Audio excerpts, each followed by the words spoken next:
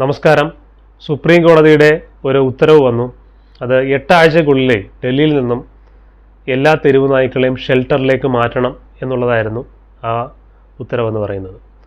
അത് ചരിത്രത്തിൽ തന്നെ ആശ്വാസകരമായിട്ടുള്ള ഒരു ഉത്തരവാണ്. കാരണം ഈ വിഷയത്തിൽ, ഈ തെരുവ് നായ വിഷയത്തിൽ സുപ്രീം കോടതി പറയുന്നതായ ഒരു വളരെ ആശ്വാസകരമായിരിക്കുന്ന ഒരു ഉത്തരവാണ് എന്ന് കാണാനായിട്ട് കഴിയും.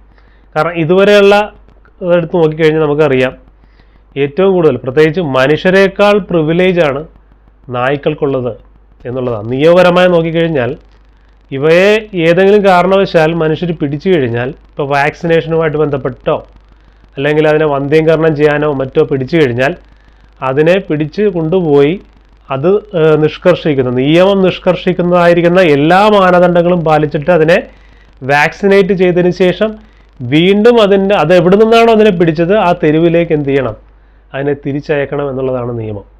അപ്പോൾ ഇത്രയും പ്രിവിലേജോടുകൂടെ ജീവിക്കുന്നതായിരിക്കുന്ന ഒരു ജീവിവർഗം നമ്മുടെ ഈ ഇന്ത്യയിലുണ്ടോ എന്ന് ചോദിച്ചു കഴിഞ്ഞാൽ സംശയമാണ്. കാരണം മനുഷ്യന് പോലും ഇല്ലാത്ത പ്രിവിലേജാണ് പട്ടികൾക്കുള്ളത് എന്നുള്ളതാണ് വാസ്തവം. അപ്പോൾ അതുകൊണ്ട് ഇപ്പോൾ പറഞ്ഞു, ഈ തെരുവുകളെന്ന് പറഞ്ഞു കഴിഞ്ഞാൽ അത് മനുഷ്യന് ജീവിക്കാൻ വേണ്ടിയുള്ളതാണ്, നായ്ക്കൾക്കുള്ളതല്ല എന്നാണ് പറഞ്ഞത്. അതുകൊണ്ട് ഈ നായ്ക്കളേക്ക് എന്ത് ചെയ്യണം, ഷെൽട്ടറിലേക്ക് എന്ത് ചെയ്യണം, മാറ്റണം. അല്ലെങ്കിൽ ഈ സ്ട്രേ ഡോഗിനെ ഷെൽട്ടറിലേക്ക് മാറ്റണമെന്നുള്ള നിലയിൽ വളരെ ശക്തമായിരിക്കുന്ന ഒരു ഉത്തരവ് ഈ പറയുന്ന സുപ്രീം കോടതിയിൽ നിന്ന് വന്നിരിക്കുകയാണ്. ഇപ്പോൾ തന്നെ ഇത് പറഞ്ഞപ്പോൾ തന്നെ ഈ പട്ടി സ്നേഹികളായിട്ടുള്ള ആൾക്കാർ അല്ലെങ്കിൽ ഈ നായ സ്നേഹികളായിട്ടുള്ള ആൾക്കാരൊക്കെ എന്ത് ചെയ്തു, രംഗപ്രവേശനം ചെയ്തിട്ടുണ്ട്. പലയിടങ്ങളിലും ഈ ഷെൽട്ടറിലേക്ക് ഇതിനെ കൊണ്ടുപോകാനായിട്ട് നോക്കുമ്പോൾ തടസ്സം നിൽക്കുന്നത് ഈ നായ സ്നേഹികളായിട്ടുള്ള അല്ലെങ്കിൽ നായപ്രേമികളായിട്ടുള്ള ആൾക്കാരാണ്, അല്ലെങ്കിൽ ഈ മൃഗസ്നേഹികളായിട്ടുള്ള ആൾക്കാരാണ്. അപ്പോൾ അതുകൊണ്ടാണ് ഈ സുപ്രീം കോടതി ഇപ്പോൾ പറഞ്ഞത്, ഇതിന് തടസ്സം നിൽക്കുന്നവർക്കെതിരായിട്ട് ആക്ഷൻ എടുക്കുമെന്നാണ് പറഞ്ഞത്. ഇതിന് ആരെങ്കിലും തടസ്സം നിന്നു കഴിഞ്ഞാൽ, അതായത് ഈ നായ്ക്കളെ കൊണ്ടുപോകാനായിട്ട് ശ്രമിക്കുന്ന സമയത്ത് പലയിടങ്ങളിലും ഇതിനെ തടസ്സം ചെയ്യുന്നതായിരിക്കുന്ന ആൾക്കാരെന്ന് പറഞ്ഞാൽ ഈ മൃഗസ്നേഹികളാണ്. പലരും ഇതിനെ തീറ്റിപ്പോറ്റുന്ന ആൾക്കാരാണ്. ഇത് വളരെ വലിയൊരു സർവീസ് എന്നോണം കൺസിഡർ ചെയ്തുകൊണ്ട് ഇവർ ഭക്ഷണവുമായിട്ട് തെരുവിൽ ചെന്നിട്ട് പട്ടികൾക്ക് വേണ്ടുന്ന ആഹാരം കൊടുക്കും. അതിനെ ചെല്ലും ചിലവും കൊടുത്ത് വളർത്തുക എന്ന് പറഞ്ഞ പോലെ വളർത്തിക്കൊണ്ടിരിക്കുകയാണ്. ഇത് വളർത്തിയിട്ട് ചെയ്യുന്നത് എന്താണ്? ഇത് നടന്നു പോകുന്ന ആൾക്കാരെ കടിക്കുകയാണ്, പ്രത്യേകിച്ച് കുട്ടികളെ കടിക്കുകയാണ്, ഓടിച്ചിട്ട് കടിക്കുകയാണ്.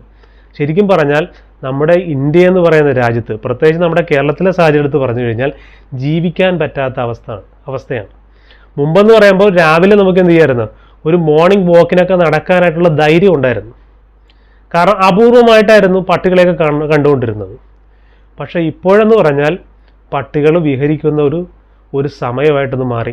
രാത്രിയിലെങ്ങാനും അബദ്ധവശാൽ നമ്മൾ അതിൻ്റെ മുമ്പിൽ പെട്ടുപോയാൽ പിന്നെ നമ്മൾ പിറ്റേ ദിവസം നമ്മളുടെ എല്ല് മാത്രമേ ബാക്കി ഉണ്ടാവുള്ളൂ. അതുപോലത്തെ അവസ്ഥയാണ് നമ്മുടെ കേരളത്തിലെയും പ്രത്യേകിച്ച് ഇന്ത്യയിലെയും. കേരളത്തിലെ നമ്മൾ നോക്കിക്കഴിഞ്ഞാൽ പത്രങ്ങളിലൊക്കെ ഇതിൻ്റെതായ വാർത്തകൾ മിക്കവാറും ദിവസങ്ങളുണ്ടാകുന്നുണ്ട്. ഇതിങ്ങനെ പറഞ്ഞുകൊണ്ടിരിക്കുന്നതല്ലാതെ കാര്യക്ഷമമായിട്ടുള്ളൊരു നടപടിയും ഒരു നേതൃത്വത്തിൻ്റെ ഭാഗത്തുനിന്നും ഉണ്ടായിട്ടില്ല എന്നുള്ളതാണ് വാസ്തവം. കാരണം ഇത് നിങ്ങൾ പരിശോധിച്ചാൽ മതി.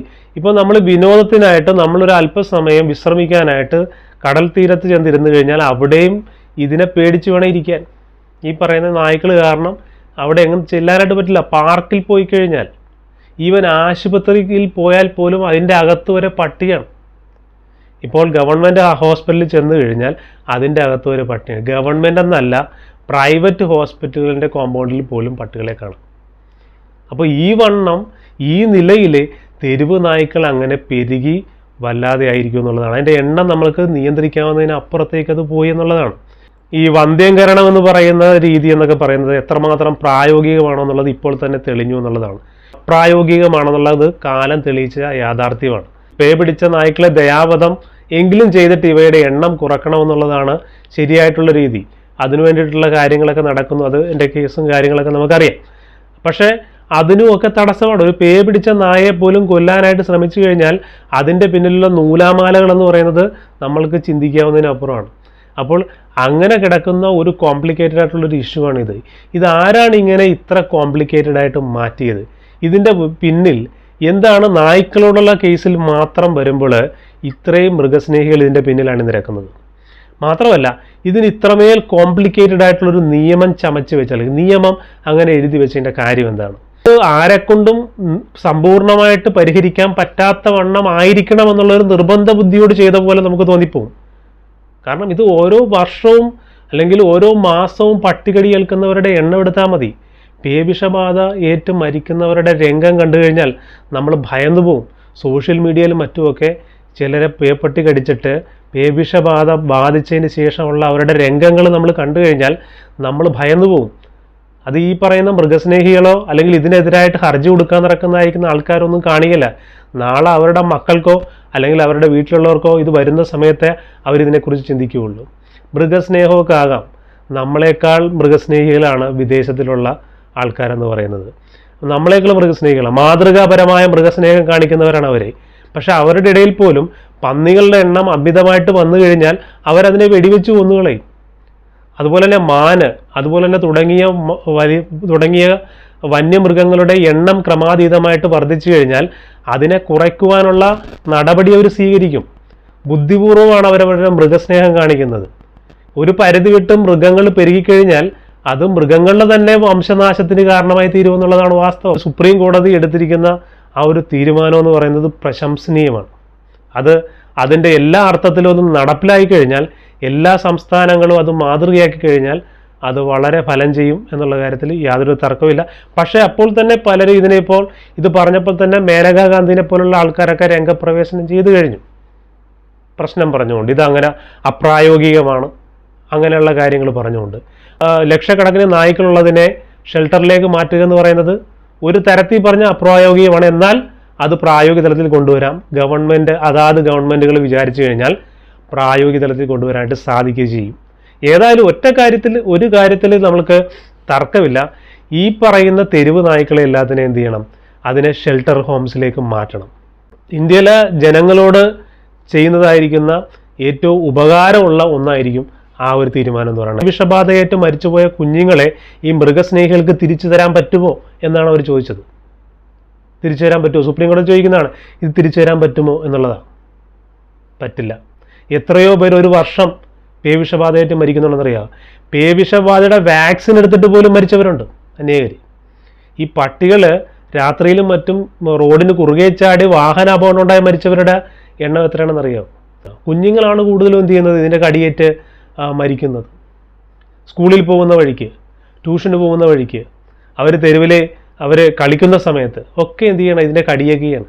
അനേക കുട്ടികൾ എന്ത് ചെയ്യുന്നുണ്ട്, മരിക്കുന്നുണ്ട്. വാക്സിനേഷൻ എടുത്തിട്ട് പോലും മരിക്കുന്നവരുണ്ട്. മാത്രമല്ല, നമ്മൾക്ക് കേരളത്തിലെന്നൊക്കെ പറയുമ്പോൾ ഇത് എല്ലാ ദിവസവും വാർത്തയാറുണ്ട്. പക്ഷേ നോർത്ത് ഇന്ത്യയിൽ പലയിടങ്ങളിലും ഇത് വാർത്ത തന്നെ ആകാറില്ല എന്നുള്ളതാണ് വാസ്തവം. മുൻപൊക്കെ എന്ന് പറഞ്ഞാൽ നായ്ക്കളെ പിടിച്ചുകൊണ്ട് പോയി കൊല്ലുമായിരുന്നു. ഏറ്റവും പ്രായോഗികമായിരിക്കുന്ന രീതി എന്ന് പറഞ്ഞു കഴിഞ്ഞാൽ ഇവയെ കൊല്ലുന്നതിൻ്റെ എണ്ണം ക്രമീകരിക്കുക, അനുപാതം ക്രമീകരിക്കുക എന്ന് പറയുന്നതാണ് എല്ലാ രാജ്യത്തും നടത്തിയിട്ടുള്ളതായിരിക്കുന്ന ഏറ്റവും ഇഫക്റ്റീവായിട്ടുള്ള ഒരു രീതി എന്ന് പറയുന്നത്. അത് ഈ നായ്ക്കളുടെ കേസിൽ മാത്രമല്ല, മറ്റു മൃഗങ്ങളുടെ കേസിൽ, ഇപ്പോൾ കാട്ടിൽ തന്നെയാണെങ്കിലും അധികമായിട്ട് പെരുകി കഴിഞ്ഞാൽ അവയെ നിയന്ത്രിക്കുന്നത് അങ്ങനെയാണ്. നമ്മളുടെ നാടിൻ്റെ പ്രതിച്ഛായയെ തന്നെ ബാധിക്കുന്നതായിരിക്കുന്ന ഒരു കാര്യമാണ്. ഇപ്പോൾ പുറത്തുനിന്നൊരു ഫോറിനർ നമ്മളുടെ നാട്ടിൽ വരുമ്പോൾ ഒരുപാട് കാര്യങ്ങളുണ്ട് നമ്മളുടെ നാടിനെ കുറ്റം പറയാനായിട്ട് പല നിലകളിൽ. നമ്മുടെ തെരുവുകൾ നോക്കിക്കഴിഞ്ഞാൽ വൃത്തിയില്ല, അങ്ങനെയാണ് ഇങ്ങനെയാണെന്നൊക്കെ പറയുന്നവർ. പക്ഷെ അതിൻ്റെ കൂടെ ഇവർക്ക് വരുന്നവർക്ക് ഫ്രീ ആയിട്ട് നമ്മൾ റാബിസ് കൂടി കൊടുത്തു വിടുക എന്ന് പറയുന്ന തലത്തിലേക്ക് മാറിയാൽ എന്ത് ചെയ്യും? നമ്മൾ തെരുവിലൂടെ ഈ പറയുന്ന സായിപ്പന്മാർക്ക് മര്യാദക്ക് നടക്കാൻ പറ്റാത്തൊരവസ്ഥ വന്നു കഴിഞ്ഞാൽ അവർ നമ്മുടെ നാടിനെക്കുറിച്ച് എന്തായിരിക്കും വിചാരിക്കുന്നത്? അപ്പോൾ ഒരിടക്ക് ജർമ്മനി എന്ന് പോലെ പല രാജ്യങ്ങളും വാണിംഗ് കൊടുത്തു ഒരു സമയത്ത്, ഇവിടെ പട്ടികടി വന്ന സമയത്ത് ശ്രദ്ധിക്കണമെന്നും പറഞ്ഞു. അപ്പോൾ അങ്ങനെയൊക്കെ വരുമ്പോഴും നമ്മുടെ നാടിൻ്റെ അഭിമാനമാണ് എന്ത് ചെയ്യുന്നത്, അവിടെ ചോർന്നു പോകുന്നു എന്നുള്ളതാണ്. നിങ്ങൾ നിങ്ങൾ വിദേശ രാജ്യങ്ങളിലേക്ക് ചെന്ന് നോക്ക്. ഇപ്പോൾ നമ്മൾ യൂറോപ്പിലേക്ക് ചെന്ന് നോക്ക്. അവിടത്തേക്ക് തെരുവുകളും അവിടത്തേക്ക് സ്ഥലങ്ങളൊക്കെ എത്ര സുന്ദരമായിട്ടാണ് കിടക്കുന്നത്. ഇതിപ്പോൾ നമ്മളുടെ പ്രധാനപ്പെട്ട സിറ്റികളിലേക്കുള്ള ഡൽഹിയിലെ കാര്യമാണ് ഈ പറഞ്ഞത്. ഡൽഹിയിൽ മുഴുവൻ തെരുവുകളിൽ വാഴുന്നത് നായ്ക്കളാണ് എന്നുള്ളത് ഡൽഹിയിലെ കാര്യമാണ് പറഞ്ഞത്. പ്രധാനപ്പെട്ട നഗരങ്ങളിലെ കാര്യമാണ് ഈ പറയുന്നത്. ഇത് നമ്മളുടെ നാട്ടിൽ വരുമ്പോൾ ആദ്യം ഫ്ലൈറ്റിൽ വന്ന് ഇറങ്ങുവാൻ പുറത്തേക്ക് ഇറങ്ങുമ്പോൾ കാണുന്നത് നായ്ക്കളായിരിക്കും. ആ വണ്ണം നായ്ക്കളുടെ എണ്ണം എന്ത് ചെയ്ത് പെരുകി. അപ്പോൾ ഇത് നമ്മളുടെ മൃഗസ്നേഹം എന്ന് പറയുന്നത് ഇത് കാപട്യമാണെന്നുള്ളതാണ്. മനുഷ്യനെ സ്നേഹിക്കാതെ ഞങ്ങൾ മൃഗത്തിൻ്റെ സ്നേഹികളാണെന്ന് പറയുന്നത് അതിലൊരു അർത്ഥവും ഇല്ല എന്നുള്ളത്. മൃഗസ്നേഹമൊക്കെ ആകാം, പക്ഷെ അത് ബുദ്ധിപൂർവ്വമാകണം, ബോധത്തിലാകണം, സുബോധത്തിലാകണം. അല്ലാതെ സ്വന്തം സഹജീവികളെ കൊലക്കൂടുത്തണ്ടാകരുത് മൃഗസ്നേഹം കാണിക്കേണ്ടത്.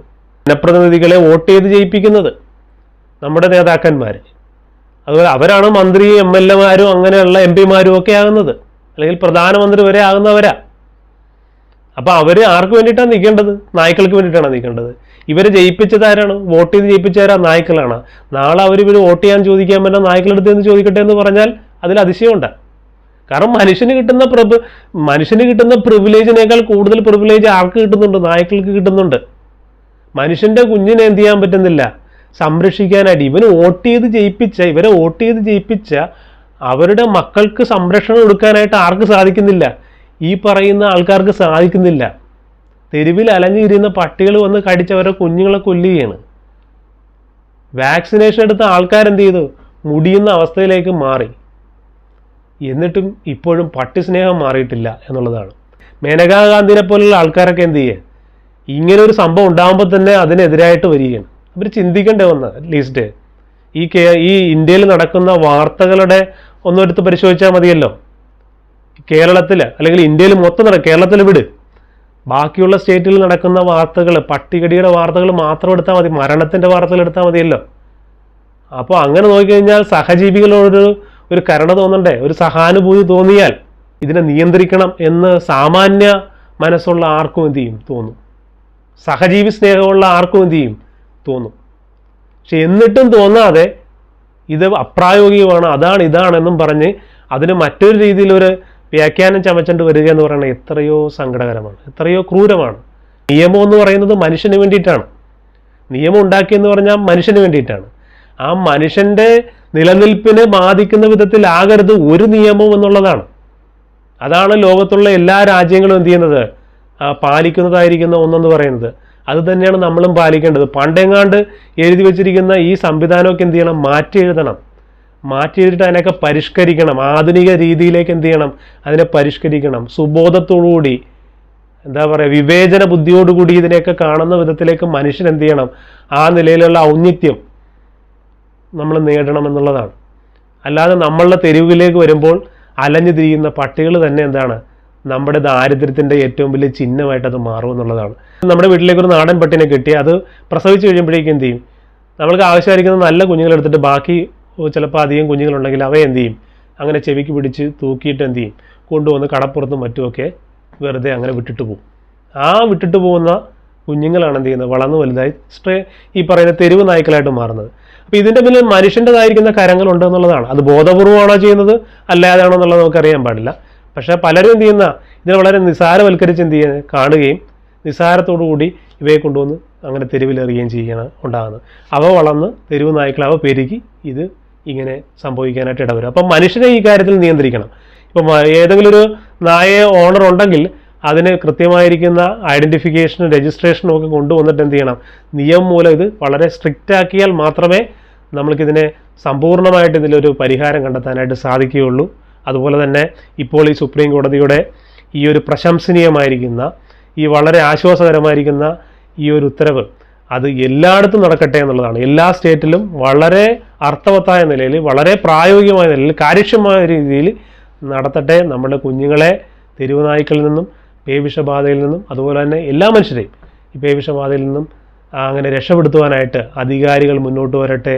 അതിനുള്ള ആർജവമുള്ള ആൾക്കാർ, മനുഷ്യസ്നേഹികൾ മുന്നോട്ട് വരട്ടെ എന്ന് പറഞ്ഞുകൊണ്ട് ഞാൻ ഈ വാക്ക് അവിടെ അവസാനിപ്പിക്കുന്നു. നന്ദി, നമസ്കാരം.